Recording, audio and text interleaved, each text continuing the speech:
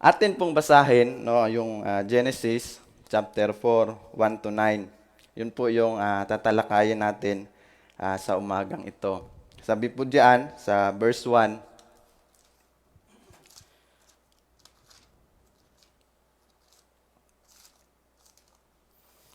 sinipingan ni Adan ang kanyang asawa at ito'y nagdalang tao.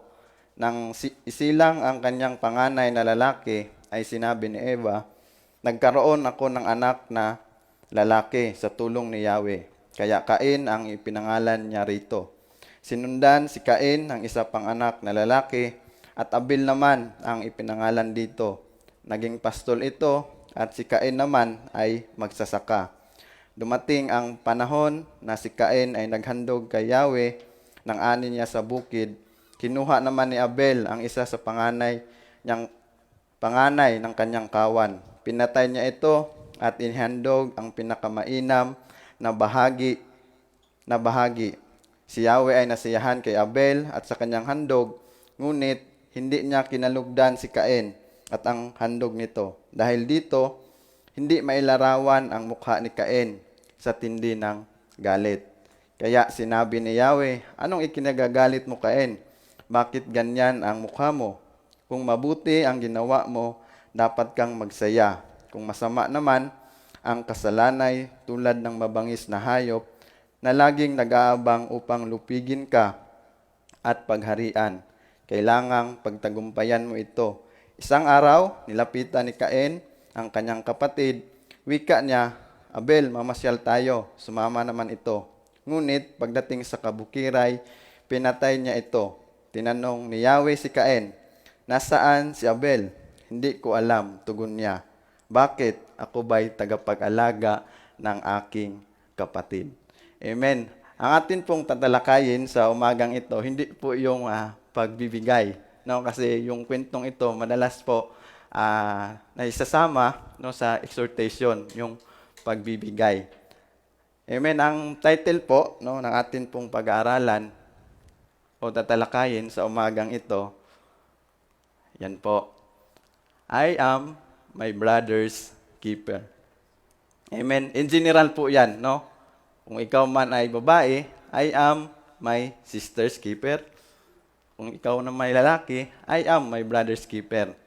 Amen. Sa kwento pong iyan, alam po natin yung pangyayari, atin pong balikan yung pangyayari na kung saan sina Adan at Eva, nung nag-disobey po sila sa Panginoon, ay pinalayas po sila sa Garden of Eden dahil po sa kanilang disobedience at pinagkaaluban po sila ng dalawang anak.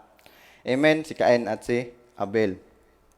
Ito po no, yung paghandog nila, kinalugdan ng Diyos yung handog ni Abel.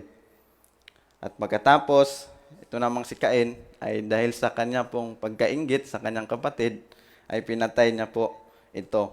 Kaya tinanong siya ni Yahweh kung nasaan si Abel. Makikita natin yung tugon ni Cain na kung saan alam naman niya yung Diyos ay makapangyarihan sa lahat. Alam naman niya na yung Diyos ay all-knowing. No, ganun yung sagot niya, no? Nagsinungaling pa siya. Bagamat alam niya na ang Diyos ang nakakaalam ng lahat ng bagay. O sa atin po, bilang po na mga mananampalataya, no, sa loob at labas ng panambahan, no, atin po ba ito na na-apply sa atin po na pang-araw-araw na buhay? No? Tayo po ay hindi po responsable so, sa atin po mga kapatid o sa atin pong pamilya kung hindi tayo nila kasama. No, hindi po tayo responsable sa kanila pong safety. No, bagamat ganon, meron din po tayong na responsibilidad bilang mga Kristiyano na ma-prevent po ito, no, na makakumit no, ang ibang tao, tayo mismo na makakumit tayo ng violence sa kanya. Amen. So, may tanong din po ito, no, pangalawa. Christians to be the keepers of other Christians. No? Tayo po ba na mga Kristiyano ay mga tagapag-alaga o tagapagbantay sa atin din pong mga kapwa Kristiyano? So papaano po tayo, no, papaano po tayo na may apply natin? May apat po ito na punto kung papaano po natin may apply ikaw at ako na maging tagapag alaga sa atin po na mga kapatid sa Panginoon. Hindi lamang po ito no, na sa loob ng iglesia, maging din po sa labas na atin din po ito na may apply. Una pong punto dito mga kapatid, no, maiksi lang po yung message. Amen. Yan po, no. We are not to commit acts of violence against one another. No, hindi po tayo dapat na makapag-commit ng acts of violence sa atin pong mga kapatid sa Panginoon. No, kung noon na hindi ka pa nakakilala sa Panginoon, no, madali po tayo na makagawa nito, no. Kung dati pa, kung sa mga lalaki, no, bibitiw agad yung kanan at saka kaliwa kung hindi pa tayo nakakilala sa Panginoon. Pero ngayong binago na tayo sa Panginoon, ano kaya yung posible o mga magawa natin sa atin pong kapwa Kristiyano o sa mga tao na nakapalibot sa atin na makakumit tayo ng violence against sa kanila. Ito po yung maaari natin na makumit sa kanila, mga kapatid. Now, this includes violence of the tongue in a form of gossip. No, maari na makagawa tayo ng ganon. Kaya po yung salita ng Diyos, although na palagi natin ito na nababasa, lagi po itong bago, no? Sa tuwing tayo po yung nakakarinig ng salita ng Diyos, no? Lagi po ito na bago sa atin. Ano pa po yung pwede natin makumit sa atin po na mga kapatid sa Panginoon? No? Yan po yung quarreling, and then po yung jealousy, outbursts of anger, factions, slander, arrogance, at saka po disorder. Alam po natin mga kapatid na ayaw po ng Diyos ng mga ganon na bagay. Kaya po si Apostol Pablo, meron po siya na paalala, no? Paalala sa iglesia po ng 2 Corinthians, no? Sabi po niya sa iglesia ng Corinto, sa pangalawang sulat niya, no, sa 2 Corinthians 12:20, sabi po diyan, "For I am afraid that when I come, I may not find you as I want you to be, and you may not find me as you want me to be. I fear that there may be quarreling, jealousy, outbursts of anger, factions, slander, gossip, arrogance, and disorder." Kaya po ito nasulat ni Apostol Pablo kasi po nung unang aklat na isinulat niya, alam po natin yung istorya ng Corinthians. No, na bagamat sila po ay blessed, gifted po sila sa lahat po ng bagay ng Panginoon, andun po yung pagkabahagi-bahagi nila. No, andun po yung pagkabahagi-bahagi ng iglesia ng Corinto. Kaya ito po ay pinaalala ni Pablo sa sulat na ito at maging din po sa atin sa panahong ito, no, na ayaw po ng Diyos na makakumit tayo ng ganon. No, paano po tayo na maging keeper sa atin pong mga kapatid sa Panginoon ay maiwasan po ito, no, bilang paalala po sa bawat isa sa atin. Minsan, nasa loob ng iglesia, no, makikita po natin ito. Hindi po lingid sa atin pong kaalaman. Amen? Kaya po, pinapaalala po sa atin ito ng Diyos na ang mga bagay na ito ay dapat po natin na mawala sa atin. No? Amen. Pangalawa po na punto, we are to exhibit brotherly love toward our brothers and sisters in Christ with a tender heart and a humble mind. So paano po tayo na maging keeper sa atin pong mga kapatid sa Panginoon? We are to exhibit brotherly love. No, lumipas na po yung kung sa mundo pa yung Valentine's Day. No? Ngayon, patuloy pa rin tayo na pinapaalalahanan ng Panginoon. No? Araw-araw naman sa atin ay patuloy natin yung naranasan yung pag-ibig ng Diyos. Kaya araw-araw din po tayo na maipakita natin yung brotherly love sa atin pong mga kapatid sa Panginoon. With a tender heart and humble mind. So, nawa po ito yung topic na ito, no, ay maalala natin na mag-remind po sa bawat isa sa atin. At maging din po, sinabi po ito ni Apostol Pedro, sabi po niya, "Finally, all of you live in harmony with one another. Be sympathetic, love as brothers, be compassionate, and humble." Kasi nga po, madalas na lalo habang tumatagal po tayo sa pananampalataya, no, lalo po nawa tayo na maging ganito, yung Christ-likeness.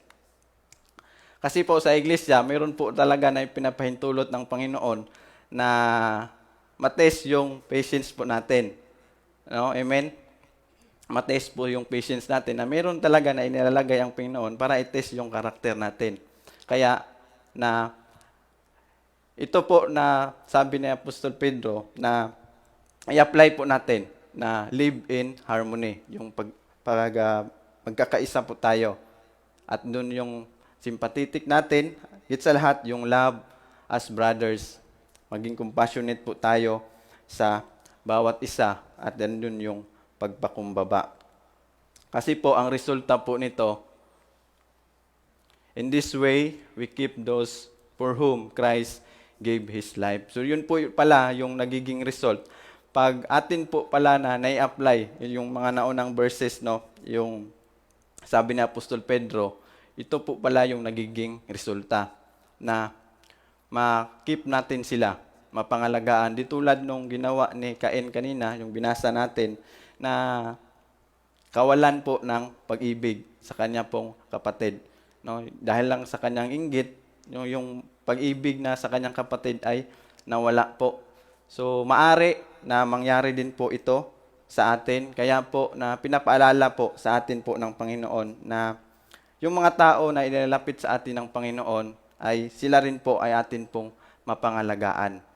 Amen. Ito man po ay nasa loob ng iglesia, ito man po ay nasa labas, atin pong mga kasama lagi sa trabaho, at mismo din po ang atin din po na mga pamilya. Sabi po diyan, focus of what you've common, not in differences. Kasi kung titingnan po natin yung atin pong mga differences, tayo po ay matitisod. No? Bawat isa sa atin ay meron po kanya-kanya na karakter. No? Amen? Meron po tayo na kanya-kanya na karakter. Si kuya ganito, si kuya ganyan, si ate ganito. No? Kung titingin po tayo doon sa kanila pong mga weaknesses, sa kanila pong mga karakter, tayo po ay matitisod. Amen? Matitisod po talaga tayo.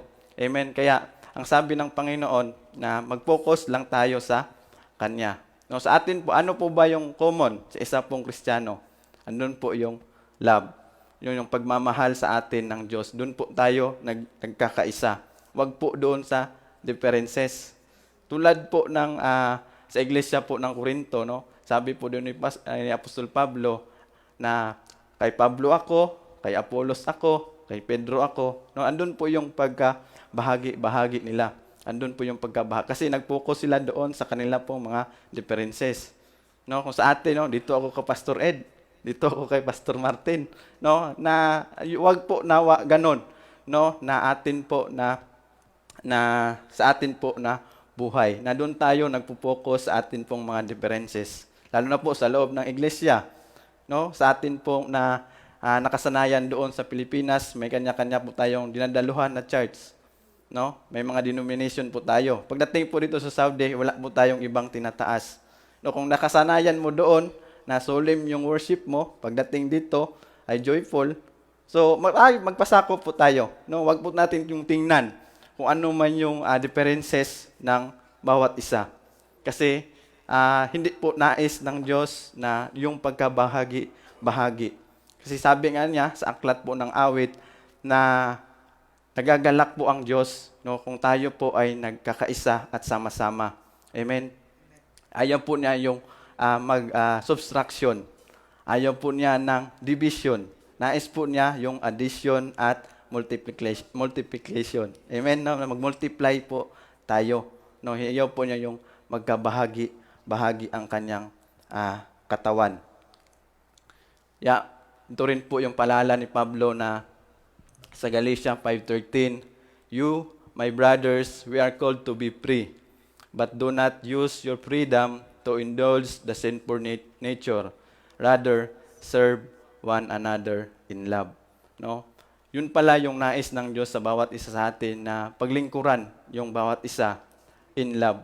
Kasi pag ginawa po natin sa atin pong kapatid out of love, ay kasalanan na po yun. So, maalala ko po yung binanggit ni Pastor Chris, ang atin pong butihing pastor, ano yung sin? Ano yung definition niya sa sin? Sabi niya, Brad, kung ginawa mo out of love, kasalanan na yon. But kung ginawa mo in love, no, yun po yung pag-ibig ng Diyos. Hindi ka nagkakasala doon. Kaya patuloy na pinapaalala dito ni Pablo na mag-serve po tayo sa bawat isa in love. Hindi po yun na tayo po ay pinalaya na. Hindi po na dapat na gawin natin yung pagiging tulad ni Cain. No, kasi minsan ang Kristiyano may Cain syndrome, no, na andun yung pagkainggit niya sa kanyang kapatid. Amen. Tuloy po tayo. Sabi diyan, andun po yung unity and uniformity, no? Yun pagkakaisa natin, mga kapatid. Andun po yung pagkakapareho-pareho natin. Saan po ba tayo nagkakapareho-pareho? Tayo po ay mga anak ng Diyos. Yun po yung pagkakapareho-pareho natin, no? Bilang mga anak ng Diyos, andun po yung pag-ibig sa bawat isa. Amen. Kaya po yung salita ng Diyos ay nagre-remind sa atin na magkaisa po tayo at yung pagkakapareho-pareho natin. Kasi tayo po yung ilaw sa mundong ito na makita si Kristo po sa atin pong buhay, lalo na po yung mga hindi pa nakakilala sa Panginoon, na makita nila. No, tayo po ay matitisuran kung hindi makita sa isa po na pamilya yung pagkakaisa, yung hindi pagkakapareho-pareho. Meron po tayong pagkakapareho-pareho, mga kapatid. Yun po tayo ay mga anak ng Diyos at naranasan po natin yung pag-ibig ng Diyos sa atin pong mga buhay. Meron po sa Biblia, yung golden chapter po, no, ng Bible, na bali ito na po yung naging konklusyon ni Apostol Pablo sa aklat po ng Korinto. Ito po particularly sa aklat sa church po, no, ng Corinthians. Kasi nga sabi nga ni Pablo dito sa 13, no, sa chapter 13, na kung ako ay makapagpahayag, no, ng isang propesiya, kung may merong karunungan, kung wala naman akong pag-ibig, wala din akong kabuluhan. Ako may makapagbigay, ako may makapagsalita ng ibang wika, ngunit wala naman akong pag-ibig, ay wala din akong kabuluhan. Sabi po ni Apostol Pablo. Kaya ito po yung naging tugon niya, no, sa sulat niya para po sa mga kapatid doon sa Korinto. Sabi po niya diyan, love is patient. Love is kind. It does not envy. It does not boast. It's not proud. It is not rude. It's not self-seeking. It is not easily angered. It keeps no record of wrongs. Love does not delight in evil, but rejoice with the truth. It always protects, always trusts, always hopes, always persevere. Yun po yung nais na sa atin din po, no, na may apply po natin ito. Although, on progress po tayo ang bawat isa, hindi po natin masasabi na yan, 100% na po ako dyan. Hindi po natin masasabi, kundi on progress po ang bawat isa sa atin. Nais lamang po na ipaalala sa atin ang sulat na ito, extension po sa atin na may apply po natin ito. Bilang po na maging keeper po tayo sa atin po na mga kapatid sa Panginoon.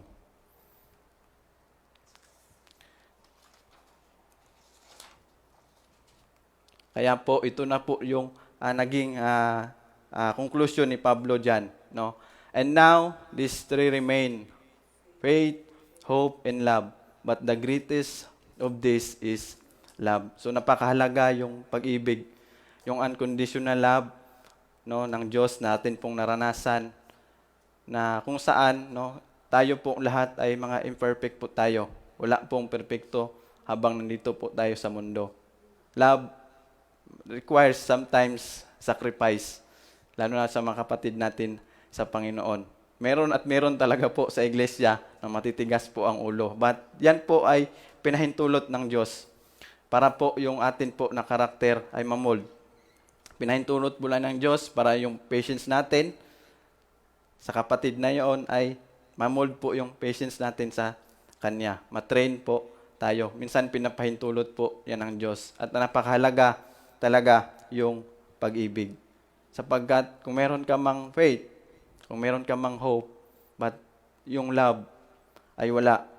Ang lahat po ay wala po din po na kabuluhan.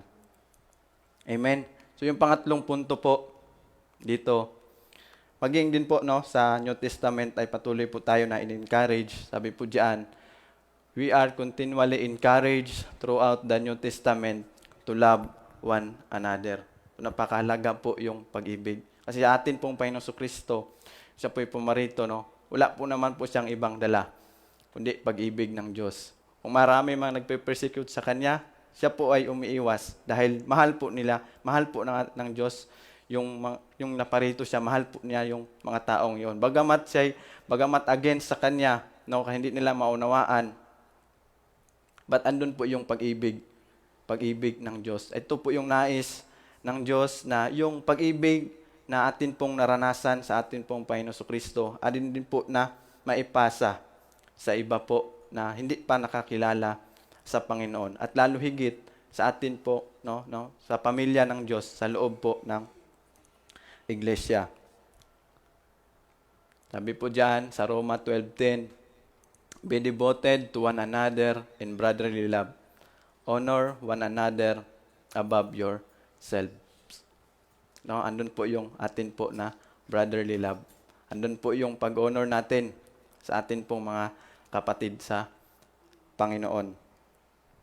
Maging din po diyan sa Hebreo 13:1, keep on loving each other as brothers. Patuloy po tayo na magmahalan, mga kapatid, sa Panginoon. Lalo na po na yung mundo ay tila baga ang mga sinabi ng Panginoon ay nangyayari. Nais na sa pagbalik ng Panginoon, na masumpungan niya tayo, na andun po yung pagkakaisa, andun po yung pagmamahala natin. Dahil doon po nakikita na nasa kanila nga ang Diyos kasi nakikita sa atin po na buhay. Maging din po diyan, patuloy na pinapaalala sa New Testament, sa sulat po ni Apostol Pablo. Now about brotherly love, we do not need to write to you, for you yourself has been taught by God to love each other. Kaya ito rin po, we love because He first loved us. So natuto pala tayo na umibig. Ibigin yung mga hindi karapat-dapat. Ibigin yung mga imperfect kasi po yung Diyos po yung unang umibig sa atin. Natuto po tayong umibig kasi po siya po yung unang umibig sa atin. Kaya naipaparanas po natin din yung pag-ibig na yon sa atin din po na mga kapatid at lalo na po sa atin pong mga kapatid sa Panginoon. Ito pong panghuli, although andun po yung love, but sometimes love must correct, admonish, or reprove. Hindi naman po pwede na love na lang po lagi. Kung ang isang ama at isang ina, meron din po na pagkukorek sa kanyang anak. Kasi nagiging abnormal po yung isang anak pag wala po yung koreksyon. Kasi nag-guide po siya sa hindi na po na tama na daan. Kaya sometimes, love must correct, admonish, or reprove. Although naipakita natin yung pag-ibig natin sa Kanya, but andun pa rin yung pagkukorek. Kung nakikita natin yung kapatid na hindi na tama yung Kanya po na ginagawa. Kaya sabi po diyan ni Pablo, mga kapatid, huwag kayong magsasawa sa paggawa ng mabuti. Tandaan ninyo at iwasan ang sino mang ayaw sumunod sa mga tagubilin na ito. Tagubilin namin sa sulat na ito upang siya'y mapahiya. Ito po yung sulat ni Apostol Pablo na kung saan ay yung hindi po tayo dapat maging tamad. Lalo na po sa gawain ng Diyos. Sabi diyan ni Apostol Pablo na nagtrabaho nga siya. Bagamat siya po ay isang lingkod ng Diyos, andun pa rin po yung pagtatrabaho niya. Hindi po siya naging pabigat sa church po. Kaya ang sabi diyan na tandaan ninyo at iwasan ang sino mang ayaw sumunod sa mga tagubilin na ito. Pwede naman po pala no, na tayo po ay umiwas para makorek din po yung kapatid. But ang sabi diyan, ngunit wag naman ninyo siyang ituring na kaaway, sa halip ay pangaralan ninyo siya bilang kapatid. No, andun pa rin po no, yung papangaral natin sa kapatid. Kasi kapatid pa rin po natin siya sa Panginoon. Wag po natin na ituring siya na kaaway. At maging din po no, ang atin pong Panginoong Jesucristo, meron din po siya na itinuro sa atin. Sabi po niya diyan, if your brother sins against you, go and show him his fault. Just between the two of you, if he listen to you, you have won your brother over. So yun po no, na ang goal po ng correction ay yun po yung ma-reconcile po ang isa po na kapatid. No, andun pa rin po yung spirit of love. Yun po yung nais ng Panginoon na kung tayo po ay nagko-correct, andun po yung goal natin na hindi po yung kapatid ay mawala po sa loob ng iglesia, makasama natin sa fellowship, but ma-reconcile siya, makabalik siya sa atin po na bilang isang pamilya.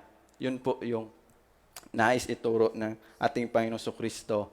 Kung ang isang kapatid ay nagkaroon siya ng kasalanan, no? Atin po na abutin siya with the spirit of love. Kung ayaw naman niyang makinig, sabi ng Panginoong Jesucristo diyan, itulad niyo siya, no? Isang hintil o maniningil ng buwis. But andun pa rin yung bilang isang kapatid, hindi po mawala yung atin po na pag-ibig sa Kanya.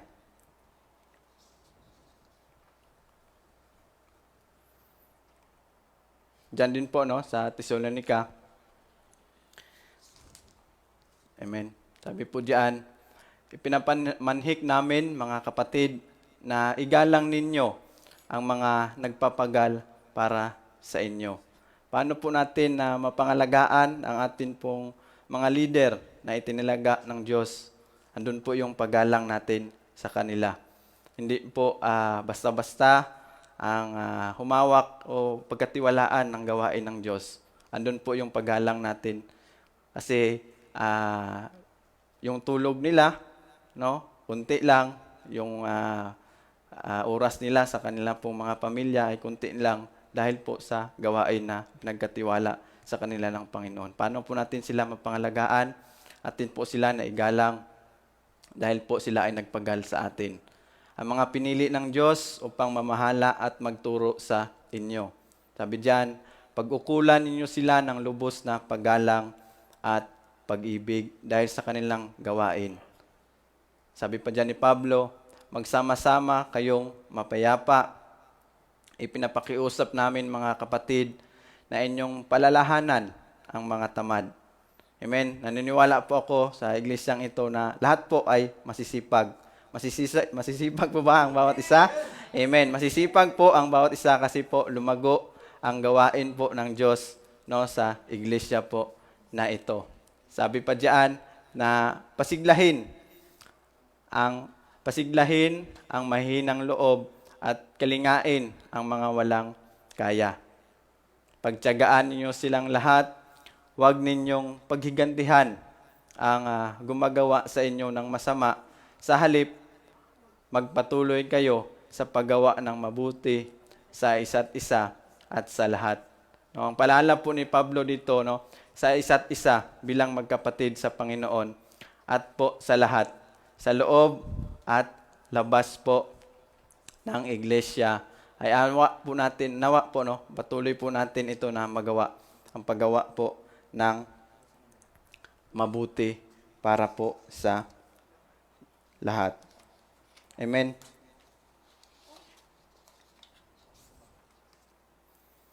Atin po no, na-recap lang po no bago po tayo magtapos. Sabi ko kanina, maiksi lang po yung atin po na mensahe. Sabi po diyan, paano po tayo na maging keeper sa atin po mga kapatid sa Panginoon? Una po, we are not to commit acts of violence against one another. Pangalawa, We are to exhibit brotherly love toward our brothers and sisters in Christ with a tender heart and a humble mind. Pangatlo po, we are continually encouraged throughout the New Testament to love one another. At yung pang-apat, sometimes love must correct, admonish, or reprove. Ito po yung atin po na tanong muli sa bawat isa. Sa ating sarili, atin po itanong, no? Am I my brother's keeper? No, itanong po natin sa ating kapatid, ako ba'y tagapag-alaga sa akin pong kapatid sa Panginoon? O ako ba'y tulad ni Cain na walang pakialam dahil sa kanyang inggit, no? Wala siyang pakialam kahit ito po ay kanya pong pinatay, no? Maaari, no, sa atin pong buhay sa mga oras na ito, no, may tanong din natin, no, naging tagapag-alaga ba ako sa aking kapatid, no? Sa mga tao na inilalapit ng Diyos sa atin, naging tagapag-alaga ba ako sa kanila? Kaya po, ito po yung sabi ni Pablo, ito po yung atin po na conclusion. Sabi po ni Pablo dyan, sa Romans 14:19, sabi po dyan, so then, we pursue the things which make for peace and building up of one another. No, natin po na ipurso itong mga bagay na ito na humahantong o make peace and building up of one another. Yun po nung nais ng Diyos na ituro niya sa atin. Maghari po yung kapayapaan at maging din po, no, yung pag-build up, no, pag-i-edify, no, sa bawat isa, lalo na po sa loob po ng iglesia. Yun po yung encouragement, no, ni Pablo sa kanya po na sulat. Amen. Before po tayo mag-end, before po yung last na message na akin po na ipopost mamaya.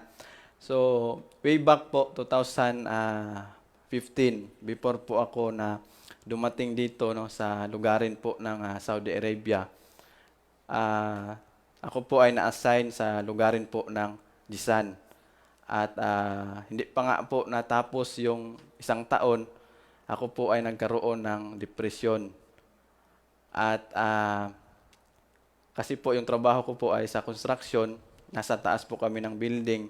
At one time, I decided po talaga na magpakamatay, na tapusin na yung buhay ko, no, tumalon na lang doon, no, sa building na akin po na pinagtatrabahuan. Ngunit napakabuti po ng Diyos, kasi before ko po gawin yon, meron pong kapatid na galing po sa ibang site na pumunta po sa site namin. Doon po na po siya na-assign at nayaya po niya ako sa isa po na Bible study sa kabila po na company. Sabi niya sa akin, bro, umattend tayo ng Bible study. So sabi ko naman, siguro wala namang mawawala sa akin kasi dito lang naman ako sa kwarto. No, dito lang naman ako. So ang buhay ko po talaga ay medyo magulo. Ang buhay kasi nga para sa akin, yung buhay kong ito ay wala ng pag-asa. Para sa akin, gusto ko na siyang tapusin. Kasi dami ba na nangyari, na masasakit na pangyayari sa Pilipinas pa lang. So, I want to commit. No? Gusto ko nang tapusin yung buhay ko sa pamagitan ng pagtalon. Ngunit napakabuti ng Diyos dahil hindi niya hinayaan yun. Bagkus, naisama po ako isang gawain, sa isang Bible study na naturuan at nadala po sa church, no? At doon ko po naranasan yung isang pamilya, no? Bilang isang spiritual na pamilya na sabi ko nga na masigit pa yung spiritual family mo kaysa yung physical family mo na naranasan mo yung pag-ibig. Kasi sila mismo ipinakita nila sa akin kasi po yung church na naatinan ko doon ay family din po. No, na ipakita po nila sa akin na yung pagmamahal bilang isang kapatid. At nagkaroon po ako ng mga spiritual na magulang doon, mayroong nanay at tatay. At para sa akin, no, na iti-treasure ko po yon, yung ginawa ng Diyos sa aking buhay. na mayroong mga tao na kung saan naipakita nila yung pag-ibig nila sa ibang tao. At nagpapasalamat po ako sa mga kapatid na iyon na kung saan sila po yung ginamit ng Diyos. Na hindi po sila naging tulad ni Cain na pagwalang bahala sa kanyang kapatid. No? Dapat sa atin din po, hindi natin alam na kung saan sa simpleng pag-invite lang no, na sa atin pong mga kasama sa trabaho, hindi natin alam. Kasi sila, meron para silang mga problema na pinagdadaanan. Na ang tanging solusyon ay ang Diyos lang. Na makarinig sila ng salita ng Diyos. Na mabago din po ang kanila po na mga buhay. Na may paranas natin sa kanila yung pag-ibig ng Diyos. Kung paano tayo inalagaan ng Diyos, tayo rin po ay maging tagapag-alaga sa atin din po na mga kapatid. Ito man ay sa loob at labas ng iglesia. Hindi po natin alam. Tulad ko nga ng ikwento ko po, no, hindi ko nga rin po alam kung ano yung nangyari sa aking buhay. Wala po ako sa inyong harapan ngayon kung hindi po sila tumugon sa panawagan ng Diyos sa atin pong Diyos na buhay. No? Kung hindi po sila tumugon, kung yung pag-ibig na yon na hindi naranasan nila sa Diyos ay hindi nila na iparanas sa akin. Amen. Kaya po, ito po yung iiwan ko po sa bawat isa. I am responsible for my brother and sister for part in the body of Christ. Ikaw at ako, kapatid, ay meron kang responsibilidad, no? Na pangalagaan ang kapatid na yan na inalapit sa iyo ng Diyos. Ikaw ay merong responsibilidad na kung saan may mga tao na inilapit sa atin ng Diyos na mapangalagaan mo yan. Atin po sila na pasalamatan yung mga kapatid na kung saan sila yung ginamit ng Diyos na nakikilala po sila, nakakilala po tayo. No? At ngayon na tayo na nakakilala, meron kang responsibilidad, kapatid. Sa kapatid na yan na inilapit sa iyo ng Diyos, meron po tayo na responsibilidad. Amen? Tayo po ay tumayo. Nawa po, no, ay meron po tayong natutunan. And as the word, no, of God remind us na andun po yung pag-ibig, andun po yung pagkakaisa, andun po yung pagiging responsible natin sa mga kapatid po natin sa Panginoon. Amen. Atin pong palakpakan minsan pa ang atin pong Diyos na buhay. Hallelujah. Hallelujah. Hallelujah. Aming Ama na nasa langit, maraming salamat po, O Diyos, sa mga salita mo, Panginoon, sa umagang ito, Panginoon, na patuloy na nagre-remind sa amin kung paano na maging katulad mo, Panginoon, na ipinaranas niyo po ang iyo pong pag-ibig sa bawat isa sa amin, na amin din pong maiparanas, Father God, lalo na po sa amin po mga kapatid sa Panginoon, sa pananampalataya, maging din po, Panginoon, sa amin pong bawat pamilya, maging din po sa aming mga kasama sa trabaho sa araw-araw, Panginoon. Salamat po, Ama, sa mga salita mo na hindi lamang ito na lumabas sa aming pong mga bibig, hindi lamang ito na sa aming kaisipan, Panginoon, na kami po ay maging keeper para po sa bawat isa, but mula po sa amin pong mga puso, Panginoon, na minsan pa namin na nihiling sa iyo na kami po ay inyo po na tulungan, Panginoon, na maisagawa po ito, Panginoon. May apply po namin ito sa araw-araw, Panginoon, ay yung mga salita na itinuro sa amin.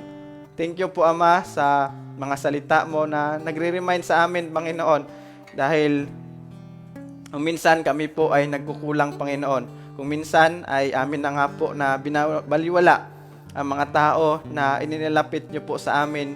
Amin na nga po na minsan nagkaroon po kami ng pagkabahagi-bahagi, Panginoon. Kung minsan hindi po kami nagkakaisa, lalo na po sa loob ng inyo pong iglesia, Panginoon, na kung saan, O God, na ang iglesia mo ay tinulad niyo po sa isang katawan, Panginoon, na meron pong function ang bawat isa at mahalaga po ang bawat isa, Panginoon. Hayaan niyo po na amin po ito na maiparanas, Father God, sa mga tao, lalo na po na hindi pa nakakilala sa iyo, na makita sa aming mga buhay, Panginoon, na kami po ay nagkakaisa. Andun po yung pag-iibigan at makita sa amin, ikaw, Panginoon, sa amin pong mga buhay.